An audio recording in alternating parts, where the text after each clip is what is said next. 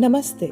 कहानियाँ दिल की में आपका एक बार फिर से स्वागत है। हर प्रेम कहानी का अंत खुशियों भरा हो ऐसा ज़रूरी नहीं है। कुछ कहानियाँ मजबूरी में अधूरी रह जाती हैं। हमारी आज की कहानी ऐसी ही एक वाक्य पर है, परिवार की कीमत। तो चलिए शुरू करते हैं। वो उड़ने के लिए नहीं बनी थी, लेकिन जिंदगी ने उसे कभी थमने ही नहीं दिया। अनन्या एक मध्य वर्गीय परिवार की सबसे बड़ी बेटी, सिर्फ 20 साल की थी जब उसके पिता अचानक इस दुनिया से चले गए, बिना किसी अलविदा के, बिना कुछ समझने का मौका दिए। उस रात बचपन खत्म हो गया, सपने भी। घर में एक खामोश टूटी हुई माँ थी, एक नासमझ छोटा भाई और एक बहन जिसे अभी तक समझ नहीं आया था कि उसके सपने अब पैसों में तोले जाएंगे। अनन्या ने सब कुछ संभाला, कांपते हाथों से और मजबूरी भरे हौसले के साथ। कॉलेज प्लेसमेंट छोड़ दिया, जो पहली नौकरी मिली पकड़ ली, खुद का खाना छोड़कर भाई की किताबें खरीदी, बहन की जरूरतें पूरी की और माँ की चुप्पी के साथ खुद को शांत रखा। कभी शिकायत नहीं की। फिर उसकी जिंदगी में राघव आया। वो ज्यादा बोलता नहीं था, दिखावा तो बिल्कुल नहीं करता था, बस समझता था अनन्या को। उसने देखा था अनन्या की आंखों के नीचे की थकान, उसका हर बार पैसों को गिनना कुछ भी खरीदने से पहले, उसका वो डरना, अपने फोन को साइलेंट रखना इस डर से कि कहीं कोई कुछ और ना मांग ले। राघव ने उसे इम्प्रेस करने की कोशिश नहीं की, बस उसके साथ खड़ा रहा। धीरे धीरे वो दीवारें जो अनन्या ने अपने आसपास खड़ी कर ली थी गिरने लगी। वो फिर से मुस्कुराने लगी, हंसने लगी, ऐसी हंसी जो किसी पुराने मौसम की तरह थी जिसे भुला दिया गया। राघव ने कोई बड़े वादे नहीं किए, ना सपनों के महल, ना खुशियों की कविताएं लिखी, बस एक सच्चा प्रस्ताव, मैं तुम्हारे साथ खड़ा रहना चाहता हूं, तो तुम्हें कहीं ले जाना नहीं या तुम्हारा परिवार से तुम्हारा रिश्ता नहीं तोड़ना चाहता, बस तुम्हारे साथ चलना चाहता हूं, चाहे जहां भी ले जाए वो सफर।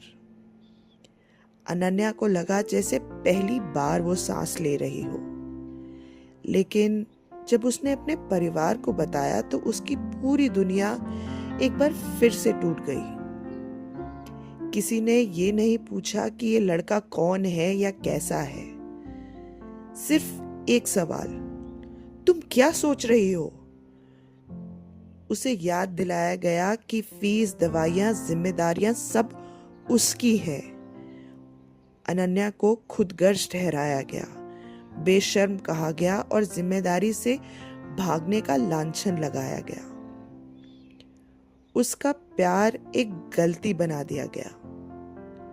और फिर टूटे हुए दिल और कांपती आवाज के साथ अनन्या ने राघव से ना कह दिया। कोई सफाई नहीं, कोई सच्चाई नहीं, बस एक झूठ जिसने दोनों को तोड़ दिया। लेकिन राघव ने इंतजार किया, फोन किए, मनाने की कोशिश की, लेकिन जब किसी के सिर पर जिम्मेदारी का बोझ हो तो मोहब्बत अक्सर दम तोड़ देती है। और एक दिन राघव चला गया, क्योंकि उसे प्यार करना नहीं छोड़ा था, लेकिन अनन्या ने उसे रुकने नहीं दिया। काफी साल बीत गए, अनन्या ने नौकरी जारी रखी, भाई पढ़ लिख कर नौकरी पर लग गया, लेकिन कभी शुक्रिया नहीं कहा। बहन कमाने लगी, लेकिन फिर भी शिकायतों की लड़ी कम नहीं हुई। और माँ अब और कड़वी हो चली थी, और अनन्या बस देती रही, हर दिन हर चीज। फिर एक दिन सुपरमार्केट में लोगों की भीड़ के बीच में वो दिखा, राघव। चेहरा थोड़ा थका हुआ, बाल थोड़े और सफेद, लेकिन आंखें वैसी की वैसी। कुछ कहा नहीं दोनों ने, बस एक दूसरों की आंखों में देखकर बहुत कुछ कह लिया और समझ लिया।